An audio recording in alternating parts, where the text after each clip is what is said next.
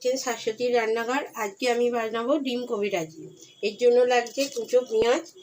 আমি কুচো পেঁয়াজটাকে আগে ভাজতে দিচ্ছি একটু। লাগছে সেদ্ধ ডিম আর আলু, যা আমার গ্রেট করা আছে।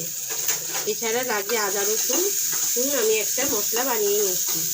আর লাগছে ডিমের গোলা, ডিম আর কর্নফ্লাওয়ার দিয়ে নুন দিয়ে আমি একটা গুলে রেখে দিয়েছি।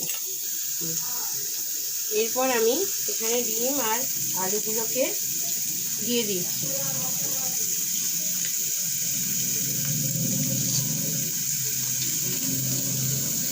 আমি নেড়ে একটা মশলা বানিয়ে নিচ্ছি। কবিরাজির ভিতরের মশলাটা আমি এখন বানিয়ে নিচ্ছি। এবার আমি মশলাটাকে ঢেলে নিয়ে একটু ঠান্ডা করতে দিচ্ছি।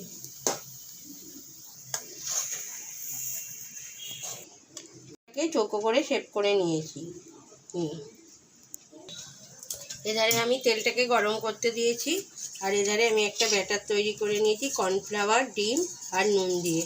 সেটাকে ভালো করে গুলে নিচ্ছি। হলো, আমি ডিমটাকে এরকমভাবে সামনের ওপর দিয়ে দিচ্ছি। দিয়ে এটাকে বসিয়ে দিলাম। বসিয়ে দিয়ে আবার ওপর থেকে আরেকটু ডিমের গোলা নিয়ে আমি এরকমভাবে করে দিচ্ছি।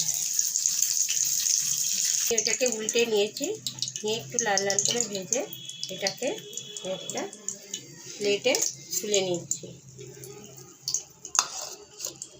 দেখুন কত সুন্দর দেখতে হয়েছে, কত সুন্দর তৈরি হয়েছে।